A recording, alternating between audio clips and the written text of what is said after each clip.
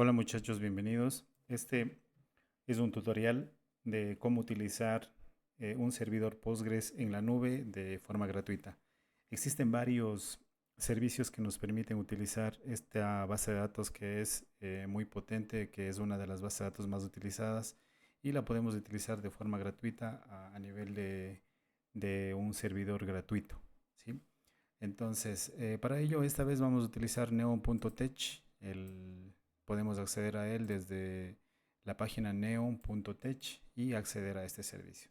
Para poder utilizar, debemos crear una cuenta, que igual es una cuenta que podemos utilizar de cualquier correo electrónico y una vez registrados vamos a poder acceder ya a los servicios.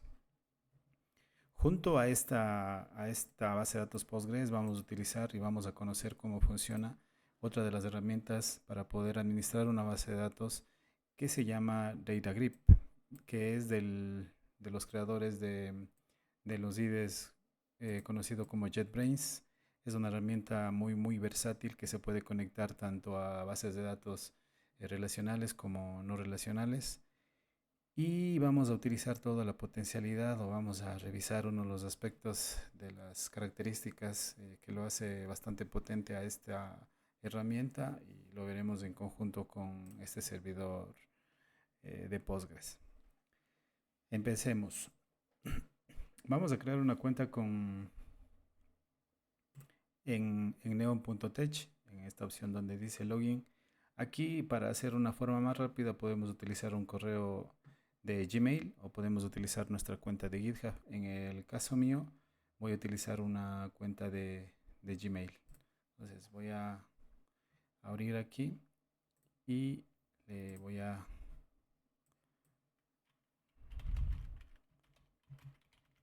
a digitar una cuenta de Gmail para poder acceder. Listo, aquí vamos a colocar la clave.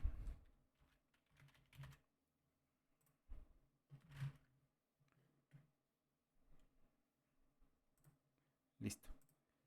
Bueno, aquí me está pidiendo que dé acceso o que el servicio de Google de Gmail me permita o autorice el acceso a esta página de neo.tech. Le pongo aceptar y aquí me va a pedir ya la información para poder ingresar.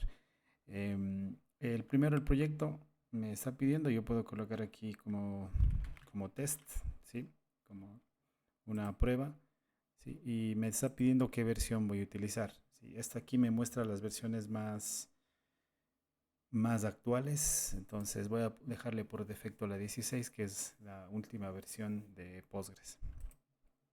Me pide también el nombre de la base de datos. En este caso voy a colocar una base de datos que se va a llamar em, gastos o expenses. Vamos a ponerle como expenses, ¿sí? Porque vamos a hacer la prueba con un sistema de registro de gastos. Entonces le vamos a poner expenses DB para saber qué es la base de datos. Listo. Como esta es una cuenta gratuita, nos va a pedir seleccionar de qué servidor estemos, entonces vamos a dejar el que esté por defecto. Y aquí están las características del servidor que vamos a utilizar. Tiene 0.5 GB de almacenamiento, 1 GB de RAM y un CPU compartido. Listo, vamos a crear directamente. Y aquí ya me sale la configuración de la base de datos que ha sido creada. ¿Sí? Entonces aquí voy a poner que esto lo voy a revisar luego y aquí está el panel principal. En la primera opción en el menú de la izquierda tenemos el dashboard y es desde aquí donde podemos administrar. Podemos crear más bases de datos, sin embargo aquí vamos a utilizar solo el que hemos creado hasta el momento. ¿Sí? Listo. Una vez esté creado esto, vamos a proceder obviamente a descargar y poder instalar esta herramienta de JetBrains. Recordemos que las tarifas de esta herramienta le podemos utilizar si tenemos una cuenta estudiantil, que es lo más probable. Vamos a utilizar esa cuenta estudiantil para poder tener la versión full. Entonces vamos a, una vez descargado e instalado, vamos a proceder a abrir la herramienta. Aquí nos va a permitir que creamos un nuevo proyecto. Entonces le voy a poner aquí New Project. Este se va a llamar Expenses. Sí, va a ser un sistema de control de gastos. Listo, vamos a esperar que se cree el proyecto. Me está saliendo algunas sugerencias del lenguaje. Y listo. Vamos a ver cómo funciona este. Entonces, a ver, aquí tengo ya el proyecto. Aquí vamos a ver cómo agregar un nuevo servidor.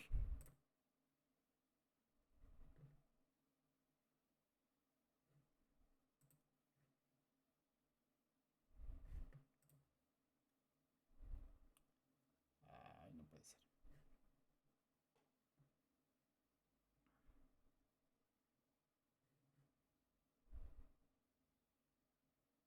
A ver, vamos a cambiar aquí a la...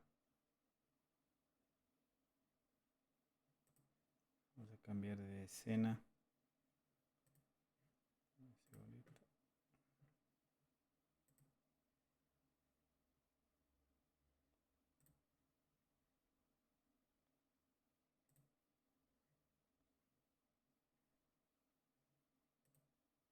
Listo, ahí estamos. Entonces, está cambiado ya de escena. Bien, entonces, procedemos ahora sí a crear la base de datos. Entonces, lo que necesitamos aquí es crear una nueva conexión. Me parece que está por acá. Ya, aquí está. En la parte de acá arriba, donde está el signo de la base de datos, vamos a proceder a crear. Entonces, aquí dice un nuevo. Nos permite seleccionar la fuente de datos donde está o el tipo de fuente. Nosotros vamos a utilizar Postgres. Bien, aquí me está pidiendo el nombre, le voy a poner expenses. Ese es el nombre del proyecto. Ya, y aquí me está pidiendo el host, el usuario, la contraseña, la base de datos. Esa información la vamos a tener que revisar acá. Entonces nos vamos aquí y en esta sección donde está la base de datos, aquí yo puedo solicitar que me dé únicamente los parámetros de conexión. Y aquí está todo lo que necesitamos. Entonces vamos a copiar el servidor, que es el host. Regresamos al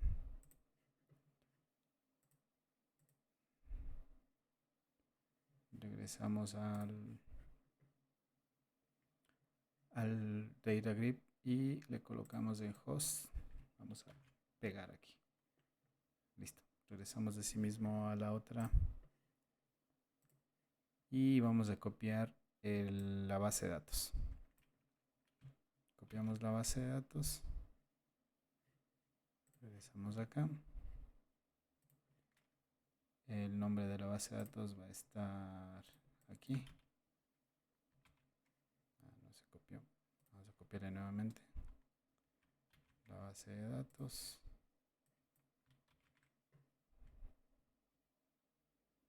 Luego nos pide también el usuario.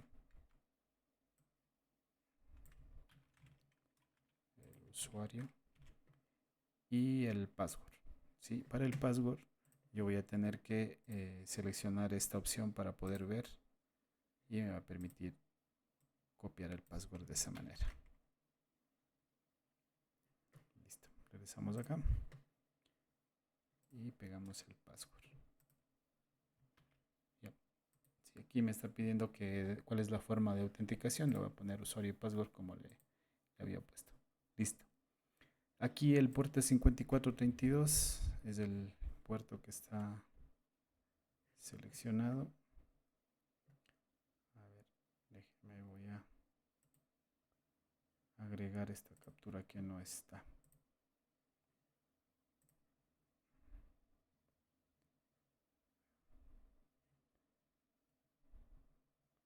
Listo, ahí le tenemos.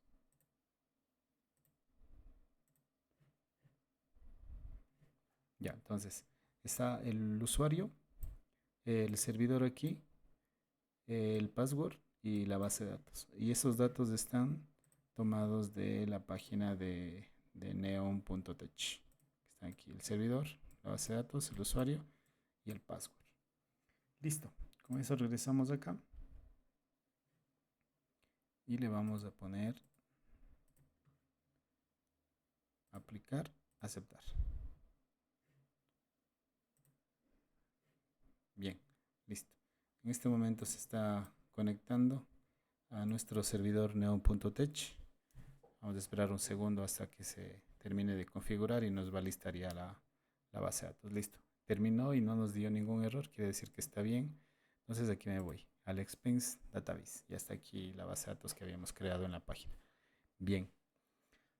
Entonces, una vez que ya tenemos enlazado aquí, voy a comenzar a crear ya pasamos ya a la creación de una tabla de esta base de datos.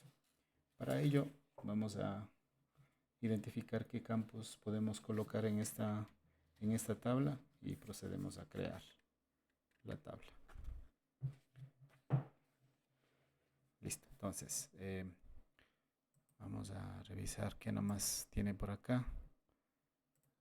Sí, aquí tiene los campos y aquí cuando le damos clic derecho nos debe permitir generar una consola. De hecho está aquí, una consola. Está habilitado y al momento de crearse está habilitado la consola. Entonces si yo puedo comenzar a crear aquí, create table y le voy a llamar a este expenses. Listo. Entonces le voy a poner un punto y coma. Esta es la estructura para crear una tabla en Postgres. Adicionalmente aquí le podemos agregar algo adicional que es este if not exist. Lo que nos va a permitir es si es que controlar si es que ya ha sido creado una tabla con este nombre, pues ya no lo vuelva a crear. ¿Sí? Ya no lo vuelva a crear. Por eso le estamos preguntando si no existe. Le creas.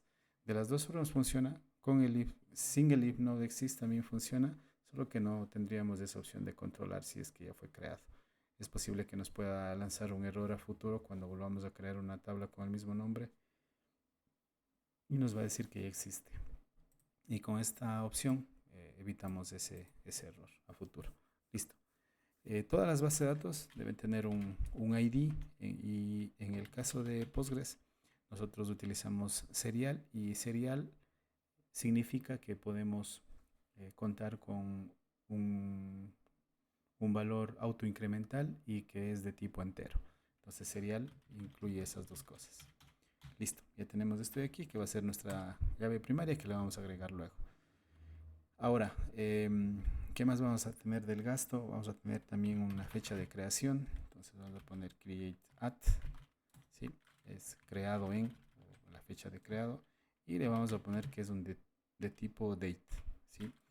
Y dependiendo del análisis que tengamos de la base de datos, en este caso va a ser de tipo obligatorio, entonces para ello debo ponerle not null, ¿sí?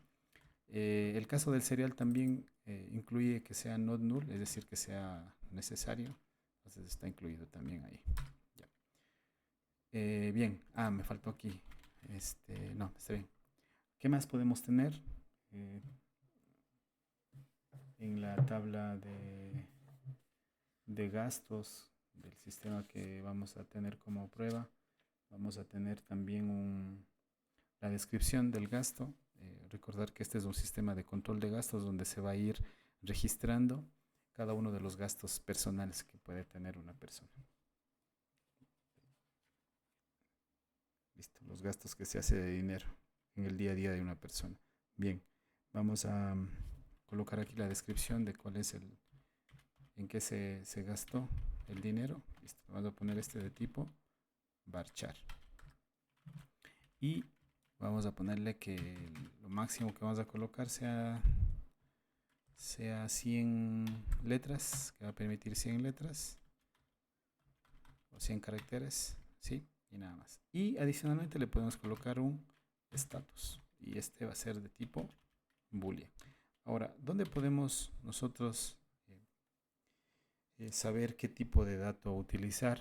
Primero que parte del análisis debe ser identificar cada uno de los campos de la base de datos e identificar cuál es el tipo de dato más adecuado para describir ese valor. Entonces, una de las opciones que podemos tener es revisar acá en la documentación de Postgres.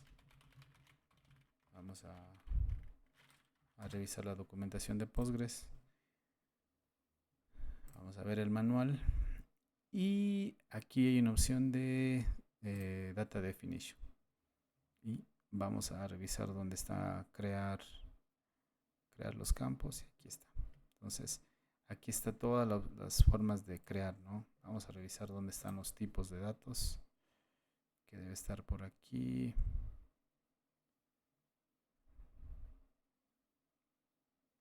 System.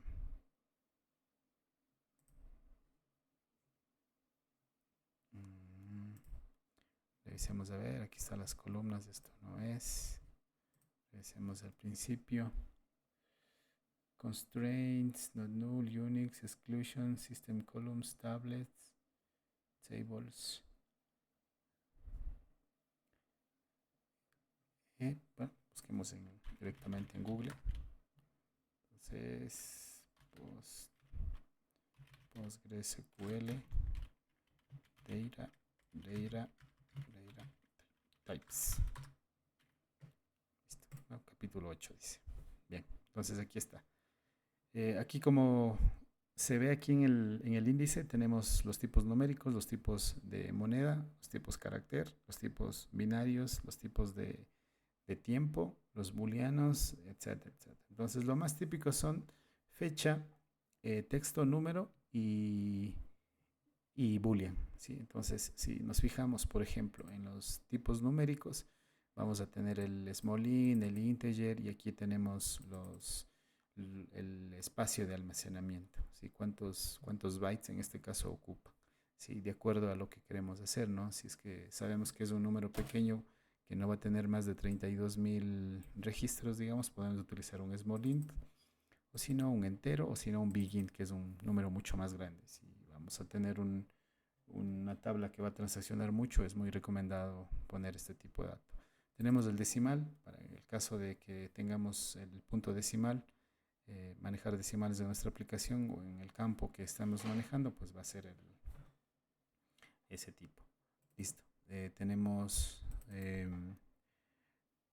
numérico, real, que también es para precisión de decimales.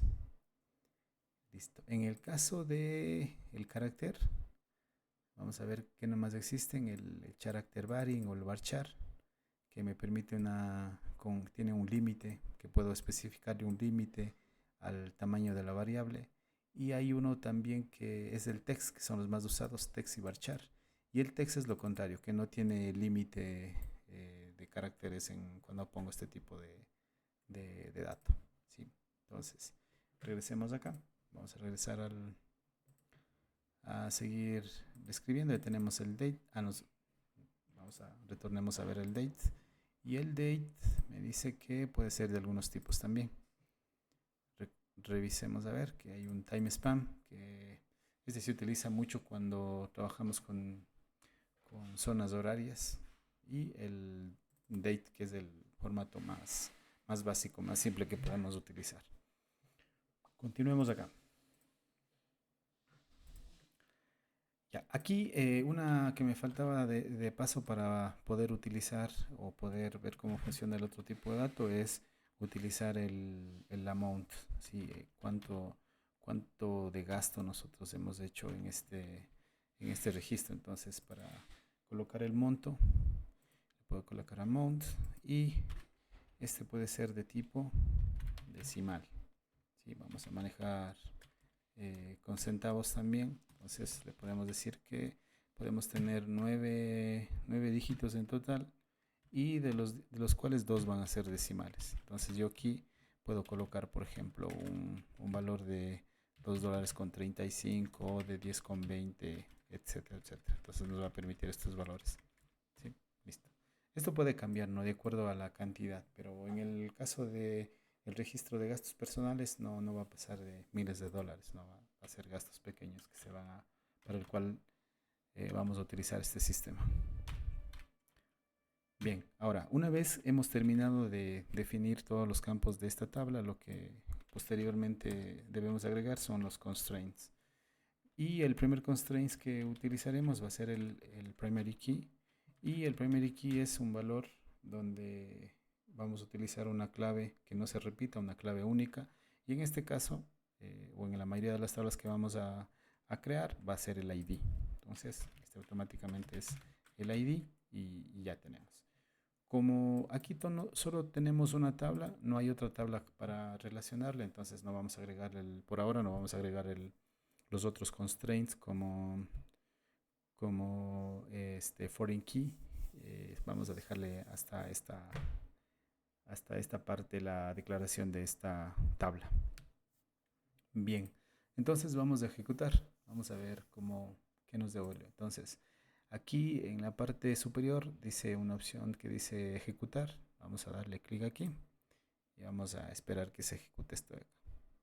Sí, aquí me sale ya que, bueno, se conecta, ¿no? Cada vez que se hace una petición, lo que está haciendo internamente el Data Grip es conectarse al servidor, en este caso de NeoConsole, ¿no? Y tener aquí. Entonces, en teoría ya está creada aquí la base de datos. Nosotros podríamos analizar si podemos ver aquí en las bases de datos, tablas, aquí podemos ver expenses y aquí está la tabla expenses. ¿Sí? Entonces, de hecho, aquí podemos ver las columnas que acabamos de enviar, están ya registradas aquí en el servidor. Eso quiere decir que no hubo ningún problema en la conexión. Aquí tenemos los campos de esta tabla que están creados ya de forma exitosa. Listo, con esto hemos confirmado que podemos administrar desde esta herramienta que está muy potente a nuestra base de datos creada en neon.tech. Listo, también nosotros aquí podemos seguir utilizando. Vamos a probar ahorita cómo podemos comentar este código. Si de pronto queremos dejar algún comentario, yo puedo colocarle aquí con un guión y le puedo decir: esta línea crea la... A ver, estoy en la otra pantalla. Listo.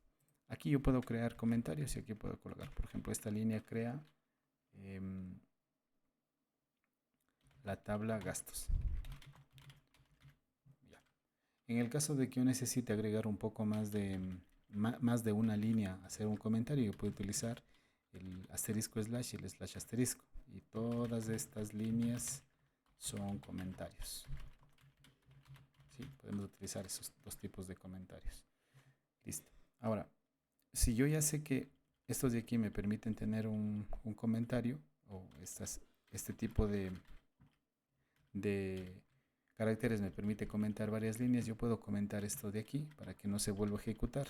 ¿Sí? Este de aquí, voy a borrarle lo de acá abajo. Y aquí puedo crear o ejecutar una sentencia que me permita verificar que han sido creados los valores. ¿Sí? Bueno, antes debería ingresar, pero vamos a hacer la prueba. Select asterisco from expenses. Listo. Siempre un punto y coma al final y voy a ejecutar. Voy a ejecutar esta sentencia y vamos a ver qué sucede. Me parece que no se ejecutó.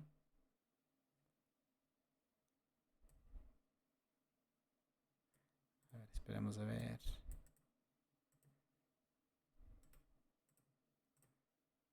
Ejecutar.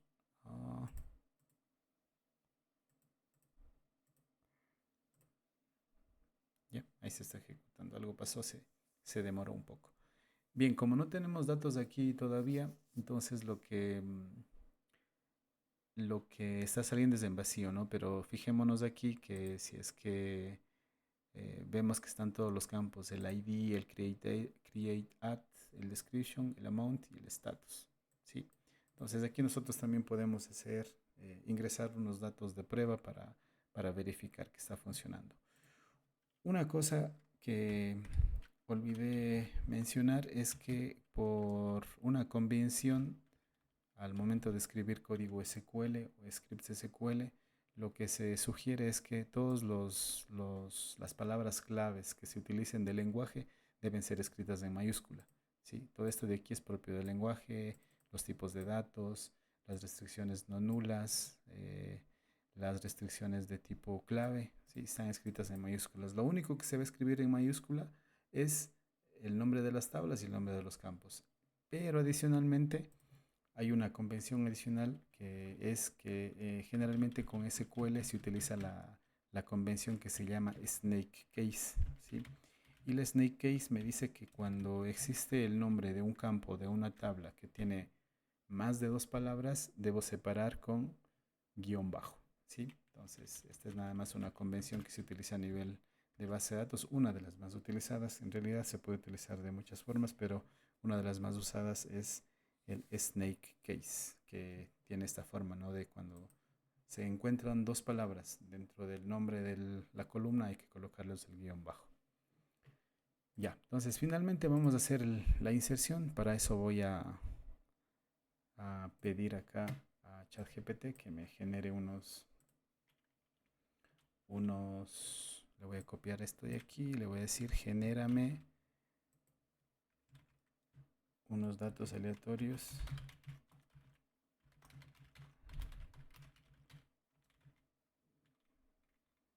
para esta tabla.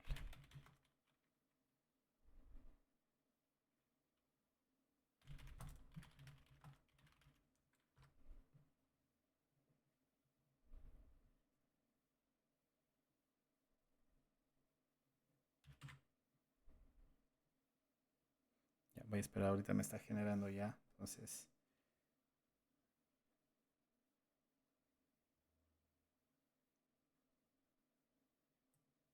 ya, entonces voy a copiar esto de aquí y esto es lo que me generó ChatGPT.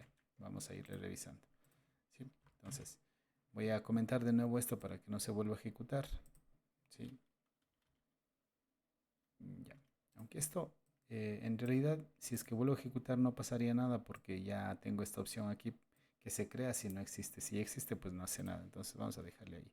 Entonces aquí está lo que me generó ChatGPT, ¿no? Lo que le pedí es que le pegue esto en ChatGPT y le pedí que por favor me genere datos aleatorios para hacer unos inserintos en esta tabla.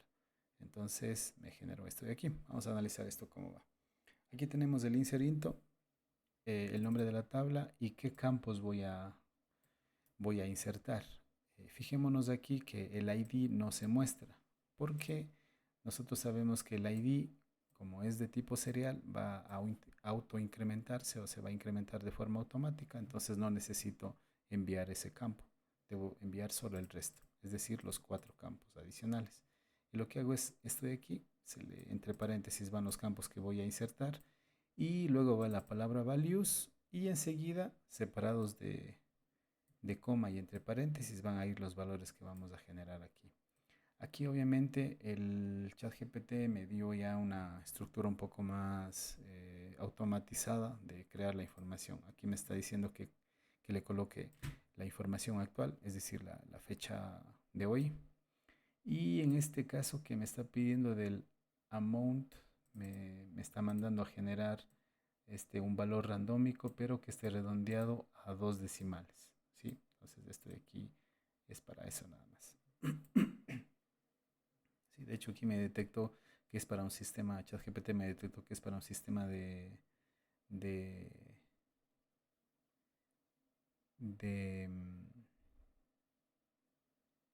me detectó que es para un sistema de gastos, entonces ya me generó unos textos aleatorios. Listo, voy a ejecutar esta opción, entonces vamos a mandarle a correr esto de nuevo. Y aquí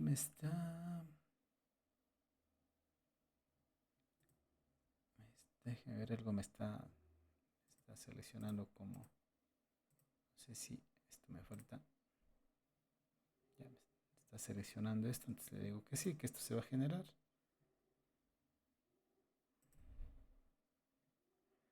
Esta línea de gastos, ya, está pidiendo que le seleccione qué valores. Me dio un error. Me dice que eh, vamos a ir leyendo el error y ver dónde puede estar generándose algún problema. Me dice que la función round no existe. Sí, me olvidé de explicarle a ChatGPT que es para Postgres. Entonces voy a pedir que se corrija. Es muy probable que generó para otro motor de base de datos. Entonces le voy a decirle que nada más me genere para PostgreSQL. Y debe ser otro tipo, me imagino. Entonces lo voy a copiar de nuevo. Sí, a ver, aquí podemos hacer la prueba de utilizar otra ventana para un script. Entonces voy a...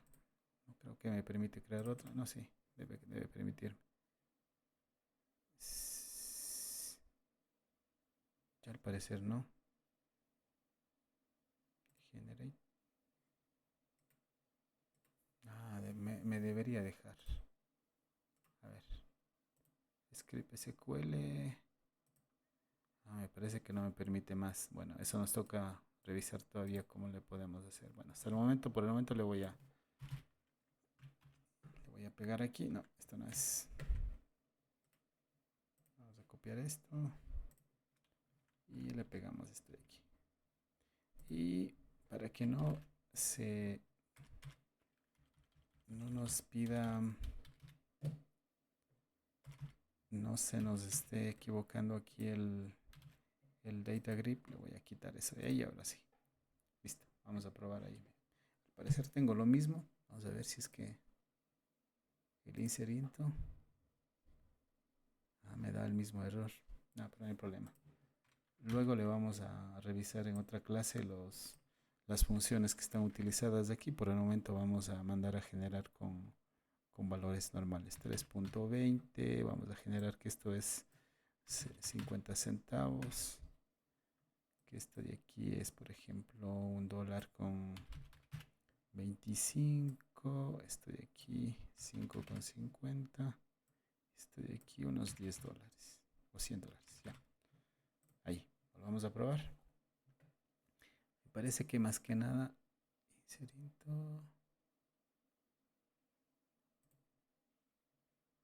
No sé por qué me está detectando aquí. ¿Será que le eliminamos esto de aquí? Probemos a ver. Sí, parece que me detecta dos valores. Ya, listo.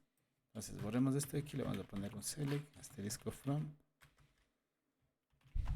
expenses. ¿Sí? Y vamos a colocarle punto y coma y ver si es que se ejecutaron. Me parece que nos fueron dos veces. Se nos fueron dos veces. Sí, se fue dos veces. Se repitió, le mandé dos veces el inserinto, por eso se duplicó. Listo, ahí están ya insertados los valores. Sí, están insertados los valores. Están repetidos porque le envié dos veces el play y por eso se volvió a ejecutar. Pero ahí está. Fijémonos de aquí que este número, como es el serial, se está utilizando el autoincremento y ya lo tenemos aquí que automáticamente comienza en 1 y se va, cada vez que se inserta un nuevo campo, un nuevo registro, se va a crear. Sí, aquí está lo que habíamos puesto los valores. Y ahí está.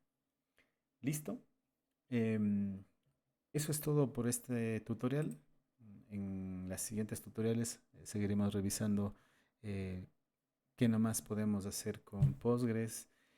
Por ahora estamos trabajando con una tabla, la siguiente clase será con dos tablas y agregar los constraints que tiene que nos permite usar el Postgres y adicionalmente otras cuestiones que podemos hacer con esta base de datos. Gracias por estar en este video. Nos vemos en la próxima.